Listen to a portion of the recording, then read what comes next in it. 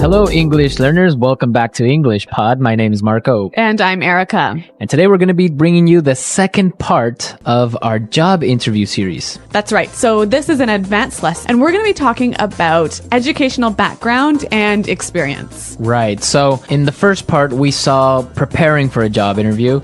Now we are at the job interview, and we're just going to be talking about your educational background and your job experience. That's right. And the language we're going to learn is going to focus mostly on these two areas.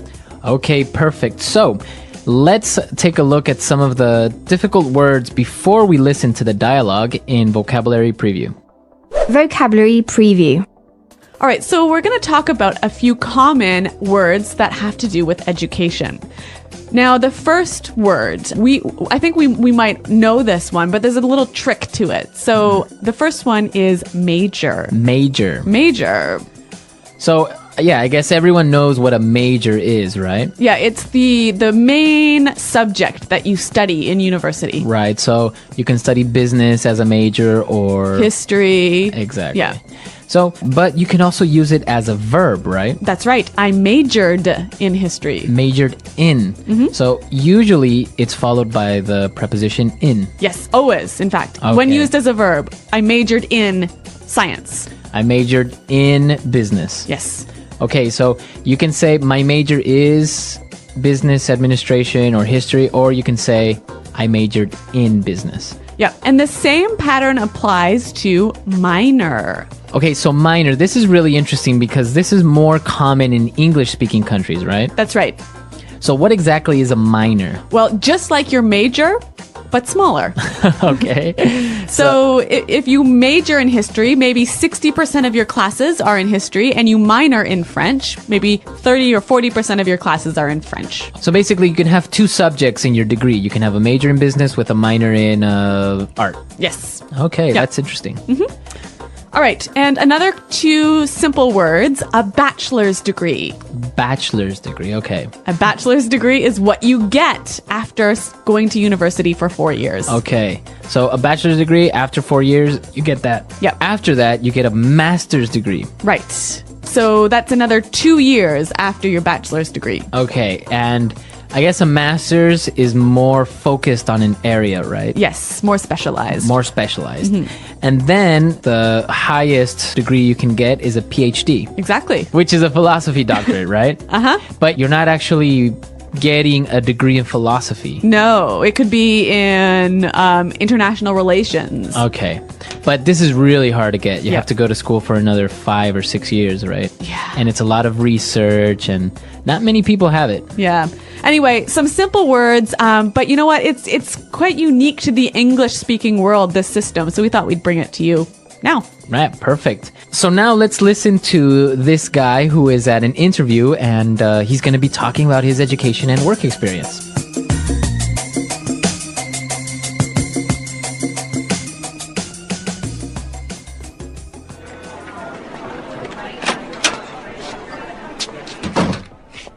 Thanks for coming in today. Did you have any trouble finding us? Please, take a seat. Thank you.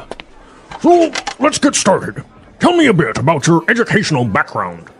Sure. Well, I graduated with honors from Chesterton University with a major in business administration, with a specialization in information management, and I minored in psychology.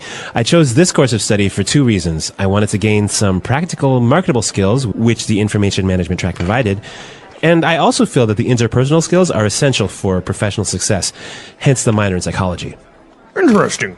And your postgraduate studies? Well, I am really passionate about consumer behavior, so I pursued a master's in that area. I also strive to keep my professional skills current, so I continuously attend seminars and conferences related to management and customer service.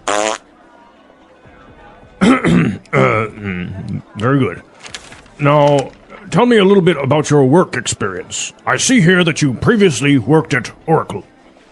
Yeah, I worked as their customer support manager, which brought me a breadth of experience in both client care and process management. I supervised and coordinated the customer support team as well as implemented new strategies to achieve better customer satisfaction. Interesting. Yes, in this position, I was able to make some pretty significant contributions to the overall success of the company. With the different initiatives that we implemented, we lowered our churn rate to about 5%, which had a direct impact on revenue.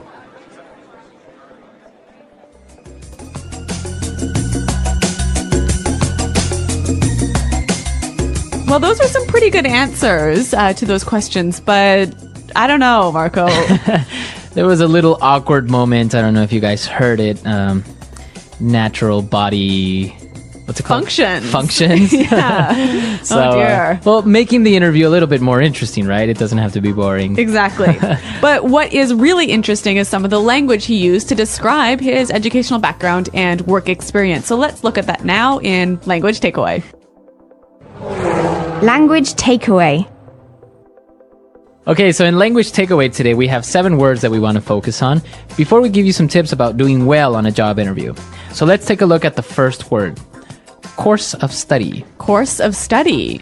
Course of study. A course of study. So what is a course of study exactly? Basically, it's like a plan of study or a path of study. Okay, so his course of study was... Business administration. Exactly, so that is his course of study. Now let's take a look at our second word. Track. Track.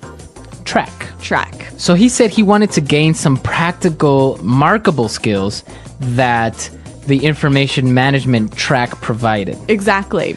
So what does he mean by this track? Again, basically, if the track of study is like the path of study. Okay. So the direction of your study. Okay, so I guess it would be like, think of a train and the train tracks, right? Exactly. Where the train travels. So that's where it's taking you. That's the path that he followed or you should follow or you want to follow. Yes. Okay, that's pretty interesting. Now let's take a look at our third word, and it's a really nice conjunction. Hence. Hence. Hence. Hence. Hence. Hence. So it sounds fancy, but Yes. what really does simple. it mean? So, therefore. Yeah. Right. So you can use it as a conjunction between two ideas. So he said, what would be an example of how you could use hence? You could say the economy is doing poorly, hence people are losing their jobs. Okay. Hence. So therefore, in consequence. Right. So. Exactly. But it just sounds a lot more like professional. Formal. Formal. Yeah. Okay. So try and use this conjunction hence, right? Instead of saying so, therefore. Yep. Use it. Okay. Our fourth word. Pursued. Pursued. He pursued a master's. Okay. So to pursue. To chase after something. To chase Rawr. after. So you can pursue a master's degree like he did. Yes, you can pursue a promotion. A dream. Nice one. Can you pursue a girl? Yes, you can. All right. So pursue to chase. Yes. Okay.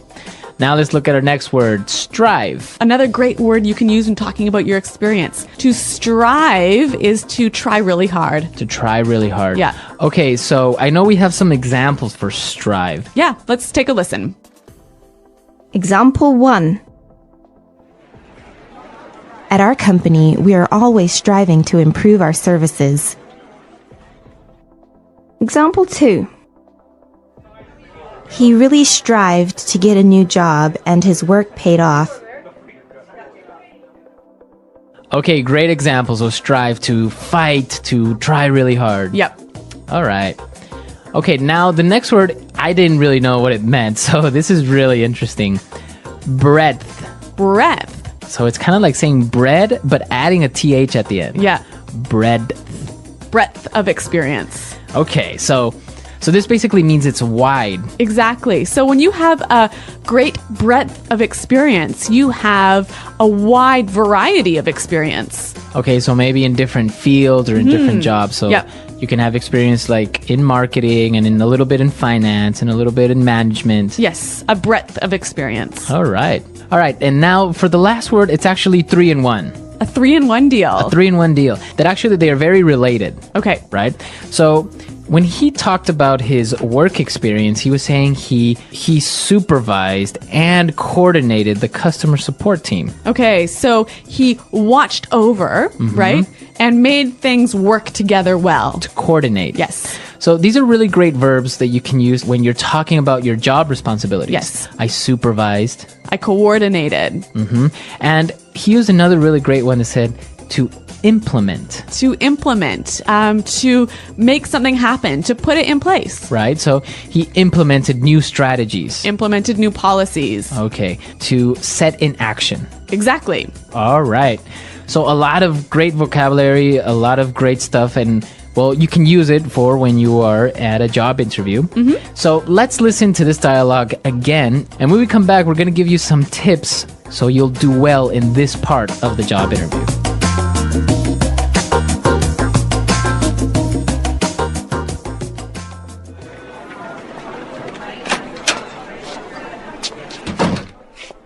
Thanks for coming in today. Did you have any trouble finding us? Please, take a seat. Thank you. So, let's get started. Tell me a bit about your educational background. Sure. Well, I graduated with honors from Chesterton University with a major in business administration, with a specialization in information management, and I minored in psychology. I chose this course of study for two reasons. I wanted to gain some practical, marketable skills, which the information management track provided, and I also feel that the interpersonal skills are essential for professional success, hence the minor in psychology. Interesting. And your postgraduate studies? Well, I am really passionate about consumer behavior, so I pursued a master's in that area. I also strive to keep my professional skills current, so I continuously attend seminars and conferences related to management and customer service. Very good. Now, tell me a little bit about your work experience. I see here that you previously worked at Oracle. Yeah, I worked as their customer support manager, which brought me a breadth of experience in both client care and process management. I supervised and coordinated the customer support team as well as implemented new strategies to achieve better customer satisfaction. Interesting. Yes, in this position, I was able to make some pretty significant contributions to the overall success of the company. With the different initiatives that we implemented, we lowered our churn rate to about 5%, which had a direct impact on revenue.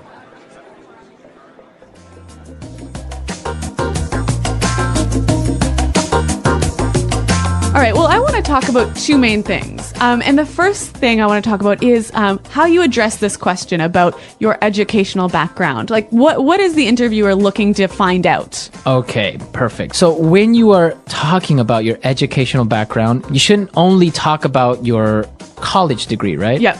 You should also talk about any type of training that you've had. Yeah, I think it's really important to let the interviewer know that you're continually trying to update your skills and improve your knowledge. So any sort of courses or seminars that you might attend, this is a great chance to highlight those. And that's what the interview is looking for, right? Also, any trade publications, any magazines that you read related to your job is a great way to sort of highlight your desire to keep learning. Well, I think that's really important because it's good that you went to a good university, you got this degree and everything, but continuously training yourself, and maybe just by listening to business podcasts or reading specific magazines or stuff like that, that is demonstrating that you care about what you do and that you are continuously learning, right? Exactly. Okay, so those are the main things to talk about in your educational background. Now, when this work experience question pops up, what should you really say? When you're answering this question, I think there's something really important to keep in mind. And what's that? You want to make sure that you're being as specific as possible, right? Right, so giving examples of what you've done. Like really specifically what you did, all of the sort of the main achievements you have. Okay, so like for example, we saw in our dialogue that he talked about specific strategies that he implemented to improve customer support in that company. Right, and he gave some numbers. Right, he said, yeah, he lowered the churn rate to about 5%. So it's so important whenever you can attach a number to your success or your achievement, to be able to do that in the interview really demonstrates your achievement. Yeah, I think that's really important. And another thing when you're talking about previous jobs is make sure you keep it on a positive note, right? Even if your experience was not very good or you didn't like the company or you had problems, you should avoid talking about that and always keep it on a positive note. Right. So if the interviewer asks you why you want to join this company, why you're looking to leave your current job, you you want to give these positive reasons. Right. You don't want to say, well, because my boss was a jerk or I didn't like the company anymore.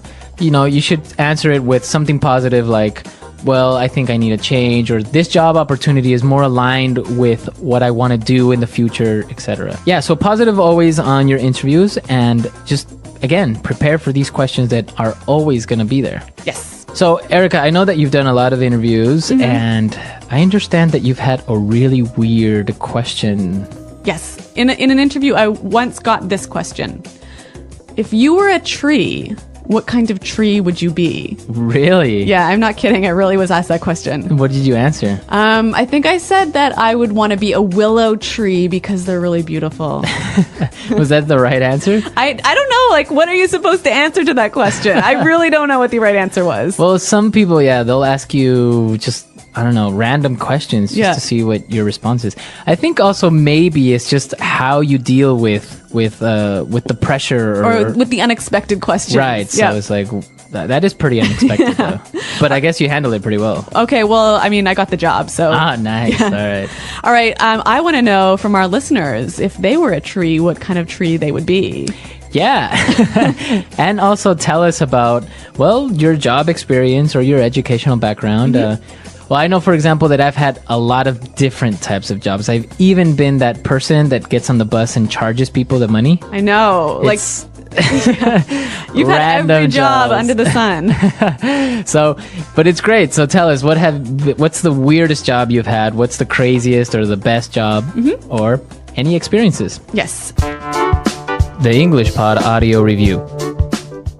Listen to the meaning, then say the vocabulary word. The history of the education you've had. Educational background. With special recognition for receiving very high marks. With honors. The main field of study in an undergraduate degree. Major. A limited area of study. Specialization.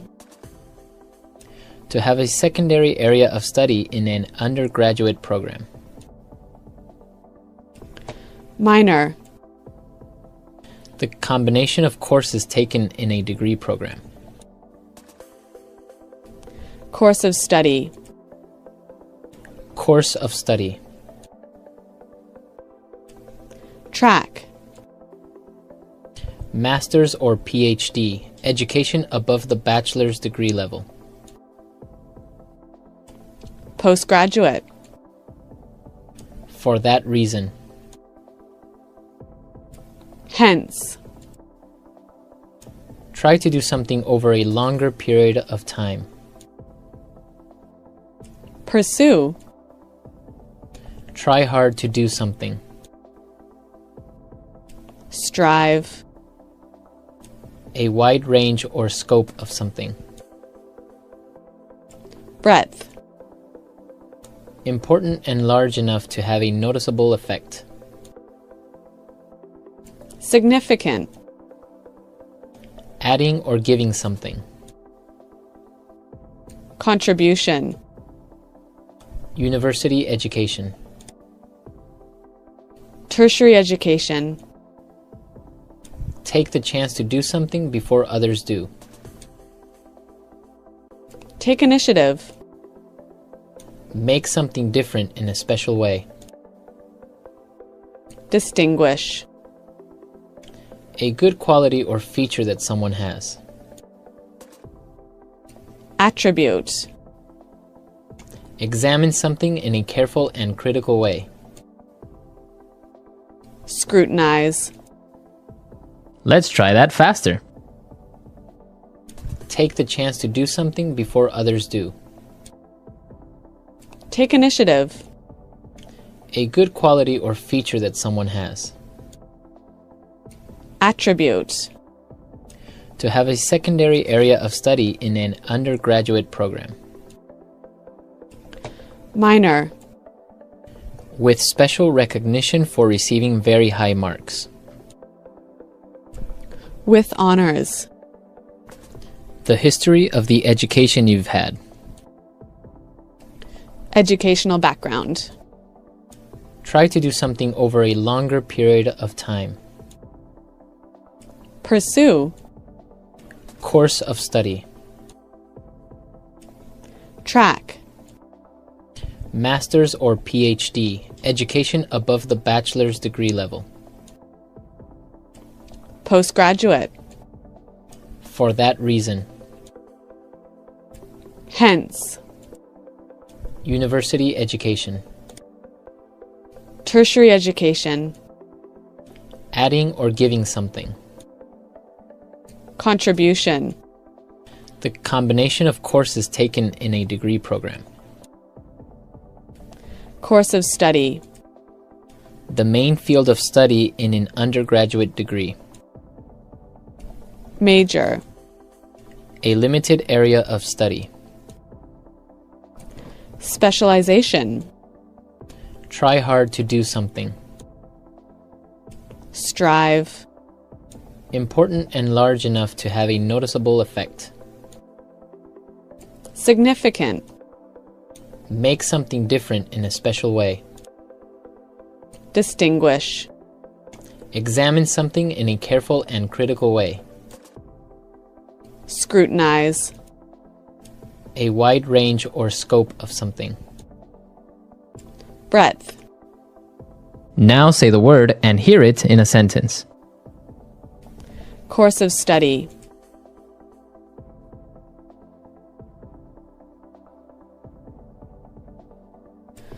I chose this course of study because it offers a wide range of work opportunities.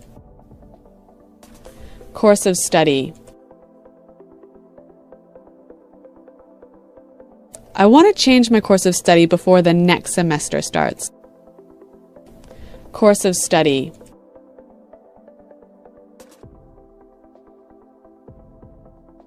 My sister didn't choose her course of study. My parents decided for her.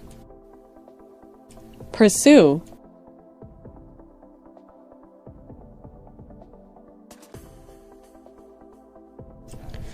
They wanted to pursue their dream of traveling around the world, but it didn't happen. Pursue. My mother wants me to pursue a career in law. Pursue.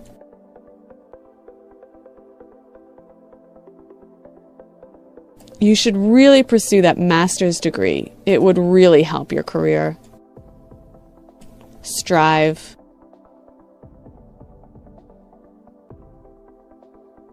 If you want to be successful, you must strive to achieve your goals. Strive. We strive to bring you outstanding customer service. Strive.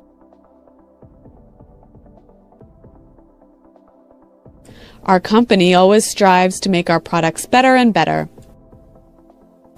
Hence.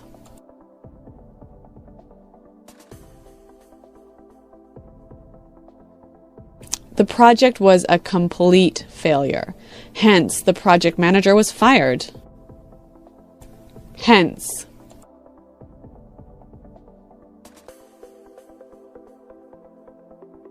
The project was postponed for 3 months, hence the delay in delivery. Hence. I never studied for my exams, hence my low marks. Listen to the meaning, then say the vocabulary word. The history of the education you've had. Educational background. With special recognition for receiving very high marks. With honors. The main field of study in an undergraduate degree. Major. A limited area of study. Specialization. To have a secondary area of study in an undergraduate program. Minor. The combination of courses taken in a degree program. Course of study. Course of study. Track. Master's or PhD, education above the bachelor's degree level. Postgraduate. For that reason. Hence. Try to do something over a longer period of time. Pursue. Try hard to do something. Strive. A wide range or scope of something. Breadth. Important and large enough to have a noticeable effect.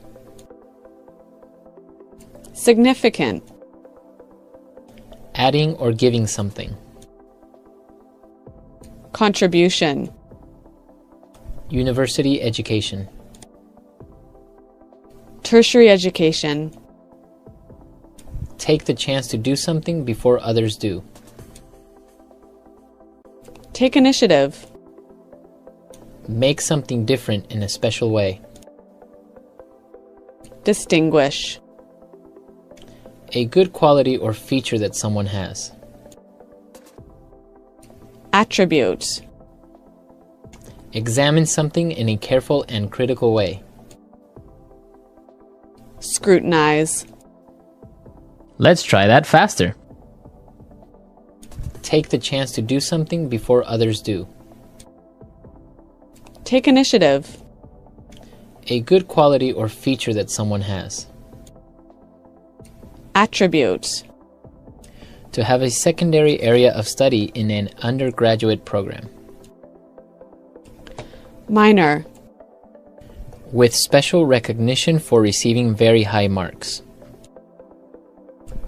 With honors.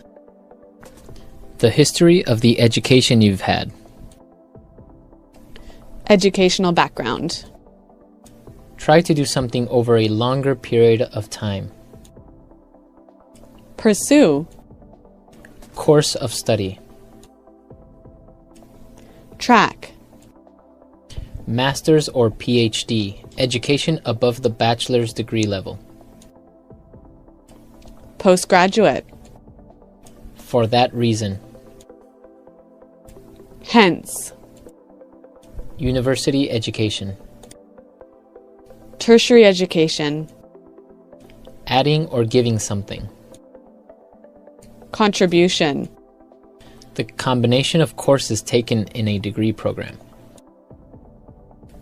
Course of study. The main field of study in an undergraduate degree.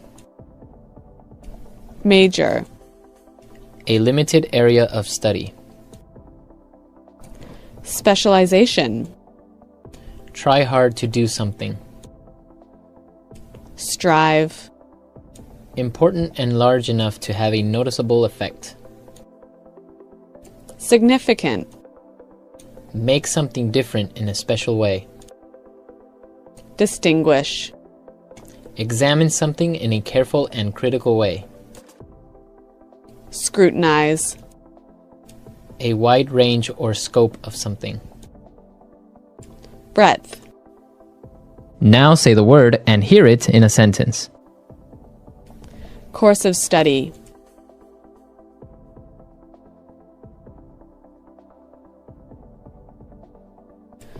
I chose this course of study because it offers a wide range of work opportunities. Course of study. I want to change my course of study before the next semester starts. Course of study.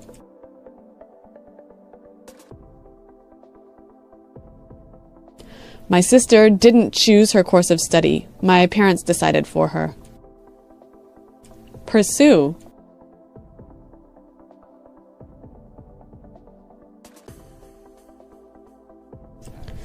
They wanted to pursue their dream of traveling around the world, but it didn't happen. Pursue. My mother wants me to pursue a career in law. Pursue.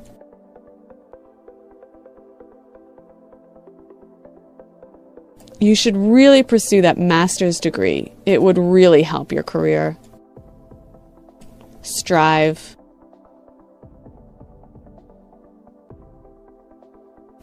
If you want to be successful, you must strive to achieve your goals. Strive. We strive to bring you outstanding customer service. Strive.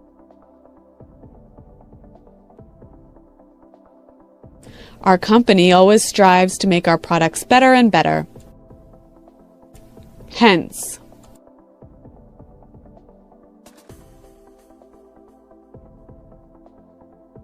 The project was a complete failure. Hence, the project manager was fired. Hence.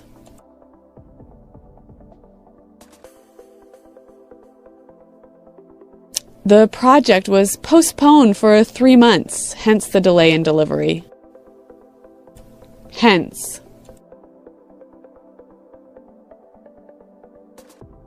I never studied for my exams, hence my low marks.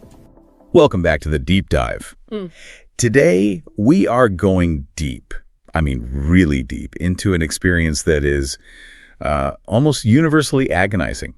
The high-stakes job interview. Oh, it's the worst. It really is. And if you have ever felt that crushing pressure to build the perfect resume, to rehearse every single answer until it sounds completely sterile. And you just lose yourself in the process. Exactly. Or if you've done everything right and still faced rejection after rejection, then this deep dive is, well, it's pretty much custom made for you. And that pressure, it isn't just you. It's not an individual thing. It's a huge systemic problem. Our whole professional culture kind of tells us that failure is, catastrophic. Right. And that any kind of vulnerability is a weakness. So what you get is a job market that's just flooded with what we call the perfect candidate. The perfect candidate, yeah. It's this flawless, high-achieving composite of a person that is, and here's the paradox, ultimately completely devoid of any, memorable humanity. Exactly. And our source material today is just a stunning case study of this exact conflict. It's the story of a woman named Sarah Chen. A great story. Sarah was, she was the textbook definition of highly prepared, highly qualified. She had done everything the system asks for. And yet, for 3 really grueling years, her perfect resume just failed. 3 years is a long time. It's a lifetime when you're in that position. She got rejection after rejection from the biggest names in finance, in consulting, firms like Goldman and Pierce. And it's that paradox of over-optimization, right? She was so polished that she became invisible. Yes, and she was trapped in this horrible cycle of desperation. The sources say she was working double shifts at a coffee shop just to handle this mountain of student debt. All while having an honors degree and, real quantitative work experience. She had all the credentials, the data, the degrees, but the door just wouldn't open. She was failing because she was too perfect. It's wild when you think about it. And her entire career breakthrough, the one moment that took her from that coffee shop to becoming a partner at one of those very firms, it all hinged on her finally abandoning that script. The script she'd worked so hard to create. So our mission today is to really unpack that incredible moment of truth and show why embracing that vulnerability, what we're calling imperfect ambition, wasn't a mistake at all. It was actually the most powerful and surprisingly the most strategic decision she could have possibly made. Yeah, we're really digging into the difference between performing the role of the ideal professional, the person you think they want you to be, and just, being the professional you actually are. With all the flaws. With all the flaws, the fears, and this is the most important part, all of the hidden passions. Okay, so let's get into it. We really have to start with the sheer amount of work, the emotional cost that went into creating this perfect but ultimately forgettable person. The labor is immense. The sources, they just immediately drop you into this really intimate, painful scene. It's Sarah's apartment at 2:47 a.m. Right. And that time, 2:47 a.m., it's so specific. It's not just late at night. It's that horrible soul-crushing hour where you should be asleep, but the anxiety won't let you. It signals a profound disruption. 100%. And she's surrounded by, crumpled papers, empty coffee cups, practicing these polished answers again and again and again until, as the source says, they'd lost all meaning. But they're just sounds at that point. They're divorced from any real substance. No. And that 2.47 a.m. moment is so critical because it highlights the true cost of trying to maintain that facade of perfection. It's exhausting. The energy that went into it. The energy invested in perfecting the performance, the right intonation, the right jargon, remembering the data points. It was probably way more energy than it would take to actually do the job itself. That's a great point. She was hustling for her survival, but doing it in a way that actively, suppressed her actual self. And we can't forget what was fueling this Yeah. intense perfectionism. For Sarah, the stakes were so personal, so cultural. Yeah, this is key. Her parents were Chinese immigrants. They ran a struggling restaurant in Ohio, working these brutal 18-hour days, just making enormous sacrifices. And their mantra wasn't about getting rich or famous, was it? Not at all. It was laser focused on one thing: stability. Their whole thing was education is the only way out, the only way to a stable career. Which completely changes the context of her ambition, doesn't it? It wasn't driven by her own passion, at least not at first. It was driven by obligation, by a desire for security. Her parents wanted her in medicine or law. The safe harbors. Exactly, the safe harbors. And that external pressure, it creates this immediate, profound conflict inside of her because choosing the stable path, the least risky path, so often means you have to sacrifice the thing you actually love. Because what her heart really wanted, what the source material makes so clear, was art. Art, yeah. She loved sketching, colors, portraits, landscapes. Her high school art teacher even told her she had this, this real innate talent. But she couldn't risk it. She couldn't. So what did she choose instead? Business administration from Chester University. She graduated with honors, specialized in information management, and even added a minor in psychology. And that combination right there, it's so fascinating because it's the absolute definition of a strategic compromise. Explains that. Well, business administration is practical, it's marketable, it's parent approved, right? But that choice, that whole path, was rooted in this very deep, very protective fear. Fear of disappointing them. Disappointing them, absolutely, but also the fear of being vulnerable. I mean, think about it. It is so much safer to fail at a business degree that you only kind of tolerate Right. than it is to fail at the one thing, at art, that you feel defines your soul. If she tried to make it as an artist and failed, what would be left of her? That's a devastating thought. A market failure feels external, but failing at your passion feels like a failure of your very self. Exactly. So she committed. She went all in on the script of the risk-averse, perfect professional. And we should look at the specific textbook perfect answers she cooked up, because they really show the extreme level of effort she put into just sounding capable. Okay, yeah. Let's break them down. So when interviewer would ask about her educational path, she had the syntax down perfectly. She'd say something like, I chose this course of study for 2 reasons. I wanted to gain practical, marketable skills. And then she'd point to the information management track. Using the jargon. Marketable skills. Precisely. And then the second part was, and I also feel that interpersonal skills are essential for professional success. And that's where she'd bring in the psychology minor. It's balanced, it's thoughtful, it hits all the right notes for a hiring manager's checklist. And let's pause on that information management track. That specific term is so important, isn't it? Oh, absolutely. It signals systems, data, process optimization. It basically screams efficiency and quantifiable results, which is what these big firms think they value most, at least on paper. It's all about measurable output. And she backs it up. She talks about her postgraduate studies, how she's passionate about consumer behavior, pursued a master's degree, how she's always going to seminars and conferences to keep her skills current. She's signaling continuous improvement. I will never stagnate. Right. It's all about dedication, ambition, upward mobility, all the right buzzwords. And then we get to her actual work experience at Oracle. She was a customer support manager there. Yeah, and here she meticulously lays out the breadth of experience she got in client care and process management. She uses these classic active managerial verbs. Right. I supervised and coordinated the customer support team. I implemented new strategies. It's all designed to sound like leadership potential in a can. And then the grand finale. The hard metric that's designed to make a firm like Goldman and Pierce just stop and take notice. A crown jewel. She lowered their customer churn rate to about 5%. Which, I mean, for a big tech company like Oracle, that's huge. And she was prepared to state, this had a significant and direct impact on revenue.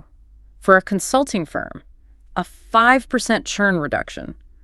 That's gold. It's quantifiable, it's scalable. And it solves a universal business problem. It's the perfect, unimpeachable data point. But here's the key insight from this whole first segment. These are not bad answers. In fact, they're flawless.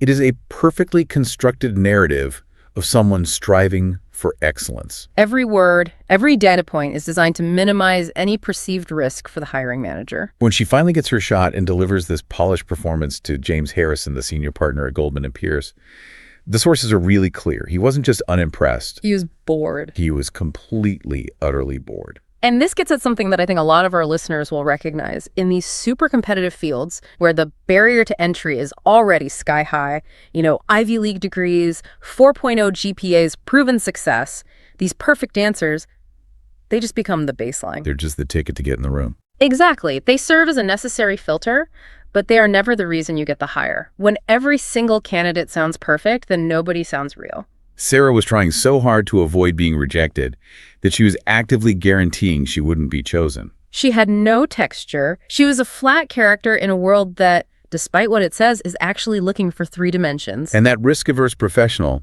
they're often a poor hire in the long run because they're predictable. And in the world of high-stakes consulting, where what you're selling is a creative, non-obvious solution, predictability is a liability. It's not an asset. So she finally gets her shot. She enters the arena. The setting at Goldman & Pierce is it's deliberately intimidating. Oh, it's designed that way. You've got the gleaming skyscraper in Midtown, the polished marble floors, these just breathtaking views of Central Park. It's all built to make you feel small, to make you feel like you have to be absolutely flawless to even belong in the building. That environment just cranks up the performance anxiety. It reinforces this idea that the only way you can belong is to conform to this ideal of sterile, aggressive, perfect success. And the sources even point out the first guy she meets, Marcus, he's described as having perfect hair and an even more perfect smile. Right, he's the archetype. He's the visual cue that says if you're not this polished, you don't belong here. But then she meets the person who actually holds the power, the decision maker, James Harrison, a senior partner.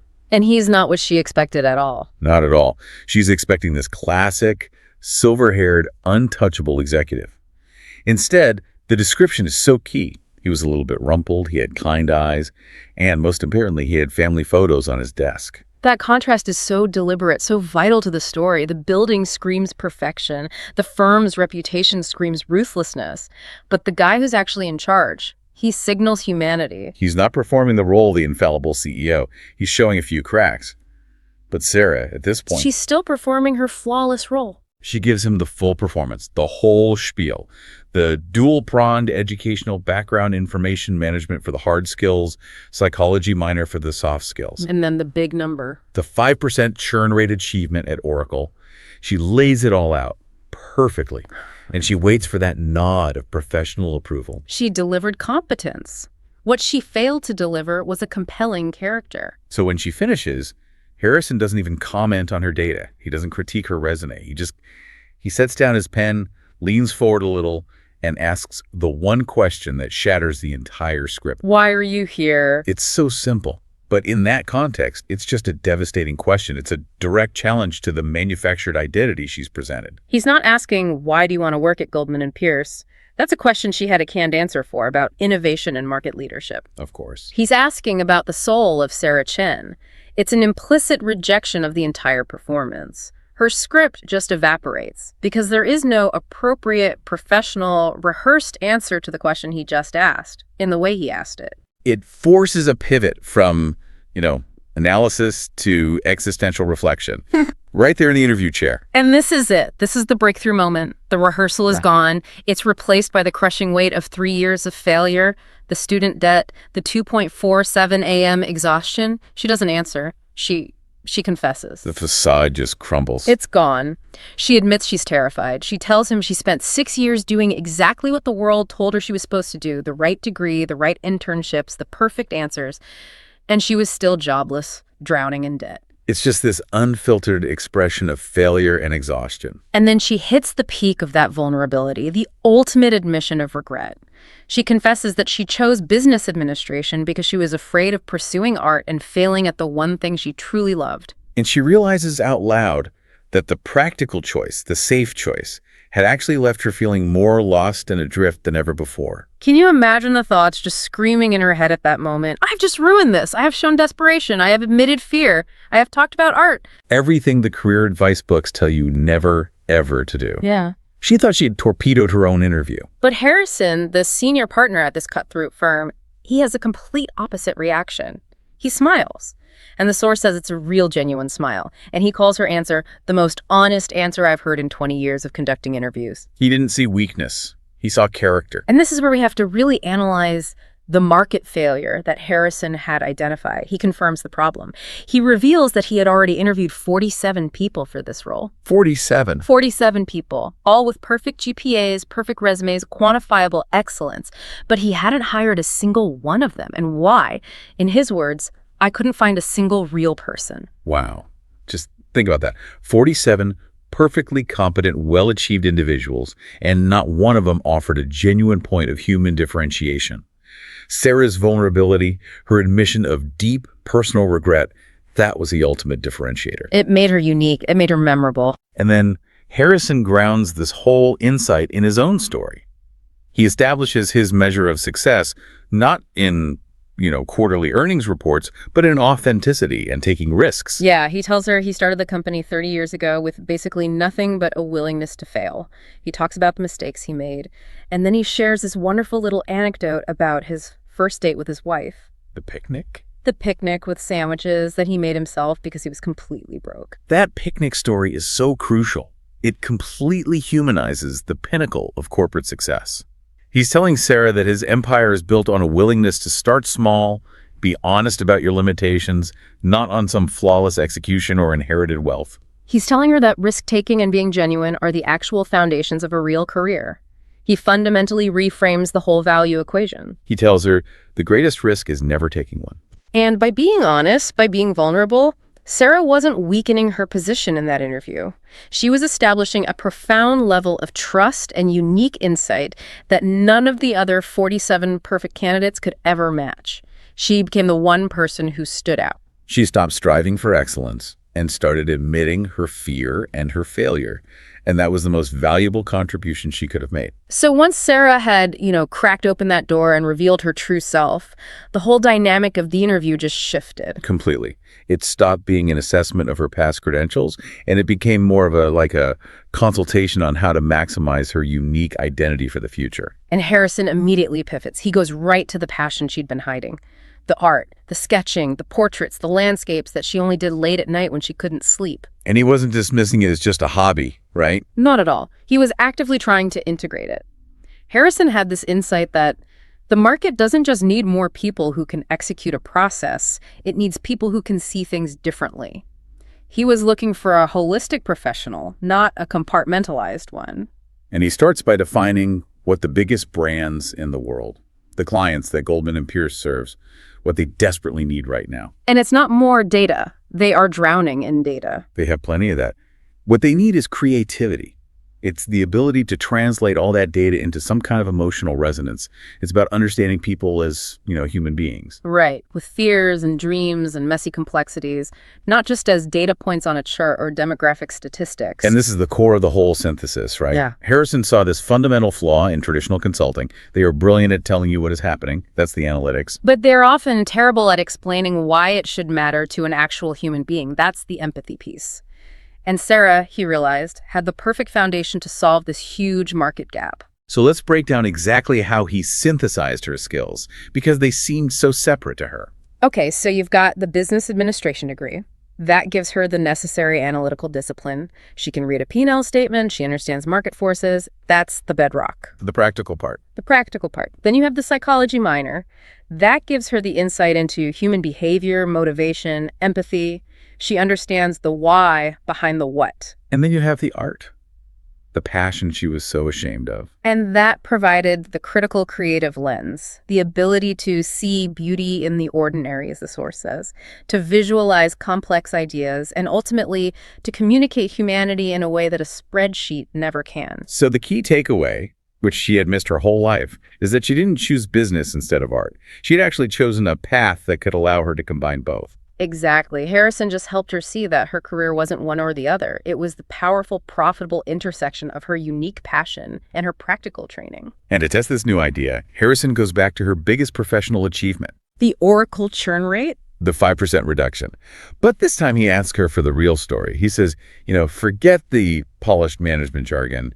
Tell me the messy human truth of how you actually did that. And the truth is just magnificent because it reveals that these incredible analytical results were achieved through deeply unprofessional, deeply creative methods. So what'd she say? She admitted that she threw out all the standard management scripts. Morale on her team was terrible. They were treating customers like, problems to be solved, like tickets in a queue. So her internal assessment, which was probably driven by that psychology minor. Had to be. It told her they had a massive empathy deficit. So she implemented this strategy of just pure radical empathy. She told her team to imagine that every single frustrated customer on the phone was their grandmother or their best friend. So the instruction wasn't follow the process. The instruction was really listen. Listen to what the person is saying underneath their complaint. But that's not what got the 5% drop, was it? There was something else. No, the real breakthrough initiative, the thing she was most ashamed to mention because it sounded so silly and unprofessional, was her art. What did she do? She started sketching these little personalized cartoons with handwritten notes for customers who'd had a really frustrating experience. Just simple, hand-drawn apologies like, we're so sorry, we're working on it. It was designed to convey genuine human regret. That is tangible, human-centered strategy right there in action. And it wasn't just a sweet gesture that made people feel a little better. The customers who got these sketches, they loved them. They took photos of them and they shared them all over social media. So it turned a complaint into a delighted anecdote. Precisely. The 5% churn reduction wasn't achieved by some new data management system. It was achieved by a personalized piece of art delivered with radical empathy. It proved that creativity wasn't a distraction from business. It was the driving force behind a superior process and a better outcome. And that one revelation led directly to the job offer. But it wasn't for the job she had applied for. No. Harrison offered her the chance to lead a brand new initiative, the Human-Centered Strategy Initiative. A bespoke role. Yeah. He created it for her on the spot. It was a chance for her to use, as he said, everything she's learned, business, psychology, art, into something entirely new. He literally created a department that was the institutional reflection of her unique professional identity. The job existed because of the synthesis of her so-called imperfect traits. And Harrison's final wisdom to her in that interview, it just encapsulates the entire lesson for all of us. He said the best employees are those who bring their whole selves to work. Including the messy, imperfect, beautiful parts they think they need to hide. She didn't get the job despite her vulnerability. She got the job because of it. The emotional weight of this whole thing, this transformation, it really comes home in the phone call that Sarah makes right after leaving the interview. Oh, this part of the story is so powerful. She's walking out of that gleaming skyscraper, and the very first person she calls is her mother. And the sources describe the fear still in her voice. She's mentally preparing for the disapproval, for the disappointment, as she confesses that she told them about her art. This is that moment, isn't it? Decades of cultural pressure, of familial expectation, it's all coming to a head on this one phone call. And her mother's initial reaction is exactly what you'd expect. It's concern. She immediately asks about the honors degree, stability, the business background. She's echoing that ingrained fear of instability that came from their difficult immigrant journey. She's trying to protect her. Of course. Yeah. But when Sarah finally gets the full truth out, that the art wasn't a liability, that it was the real reason Harrison hired her, her mother gives this counter-confession that just completes the entire emotional circle. We have to pause on this moment. It's so important. The mother confesses that she had kept every single one of Sarah's childhood drawings In a box. in a carefully preserved box under her own bed. This isn't just a sweet detail. It's this massive release of internalized pressure for Sarah. It proves that the sacrifice her parents made, it was never about crushing her soul or demanding she give up her joy. It was about protecting her from the pain of their own struggle. And her mother says the words Sarah needed to hear her whole life. I never wanted you to give up your joy. And in that moment, Sarah realizes the pursuit of security was her own invention of what her parents wanted. What they really wanted was her happiness. That compromise was unnecessary. That confirmation, that ultimate validation from her mother, that's what allowed her to fully step into her authentic role at Goldman & Pierce. So let's fast forward 2 years. The The scene is completely different. Sarah is now standing in front of a packed conference room at the firm. And she's not the terrified applicant anymore. Not even close. She's presenting her analysis, but her presentation looks nothing like the sterile, bullet-pointed PowerPoints of those other 47 candidates. Her slides are filled with hand-drawn illustrations, her customer journey maps. They look like works of art. She's marrying the analytical data with visual empathy. And the human-centered strategy division, the one they created for her, is now the firm's fastest-growing division. It's proving that this blend of analytics and genuine artistic creativity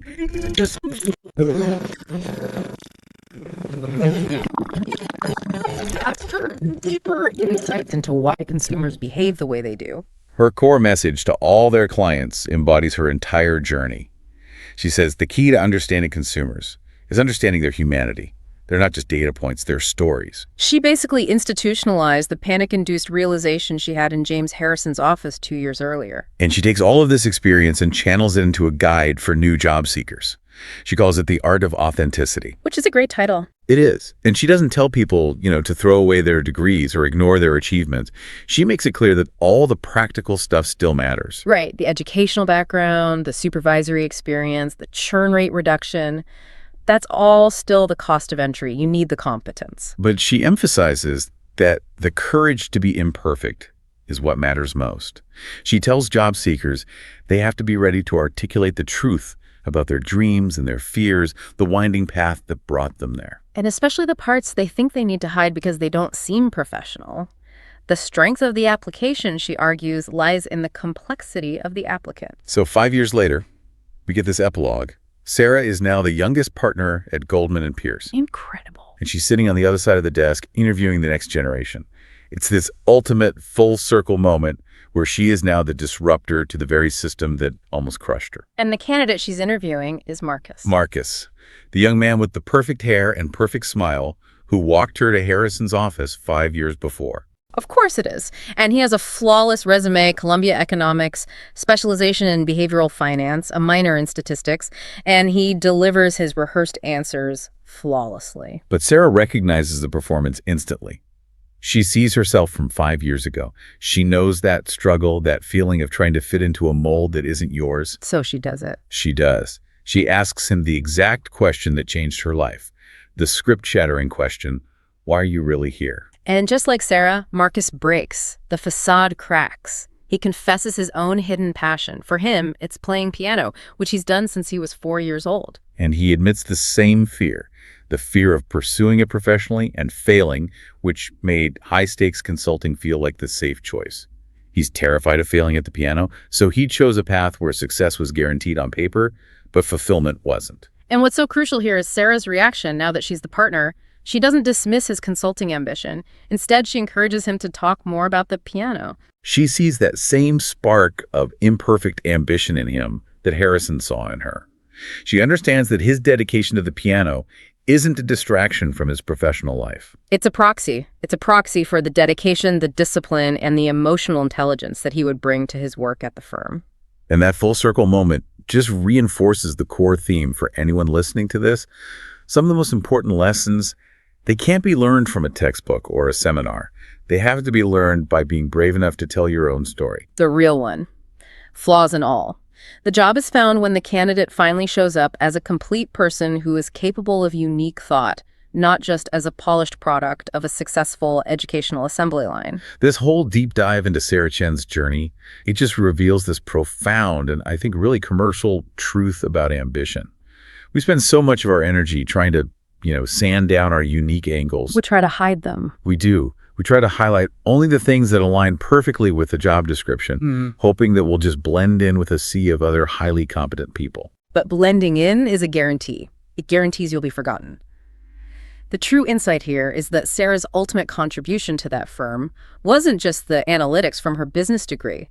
It was the unique, creative, human lens she applied to that analysis, the art and the psychology. And that combination, it created an entirely new, incredibly profitable discipline for them. Human-centered strategy. It was a new source of value that was hiding in plain sight. So for anyone listening, if you are preparing for a job interview or a big pitch or making a major career change, we challenge you to just stop and ask yourself, What is the art that you're currently hiding? What is that unprofessional passion or that uncomfortable truth about your background that might actually be your professional superpower in a world that is completely saturated with baseline competence? Sarah started her journey just desperately trying to escape debt and find the security her parents had sacrificed so much for. She pursued safety by prioritizing the practical over the passionate. And yet she found far greater financial success, far more security, and ultimately a partnership by prioritizing authenticity and her imperfect ambition over the illusion of professional safety. So consider this as you move forward in your own career. Where is your fear of being imperfect currently limiting your professional potential? And what extraordinary opportunity might be waiting on the other side if you finally just told your complete, honest story, flaws and all? Because the most powerful professional tool you possess is very often the one you are most ashamed to admit you have. Think Right. about that.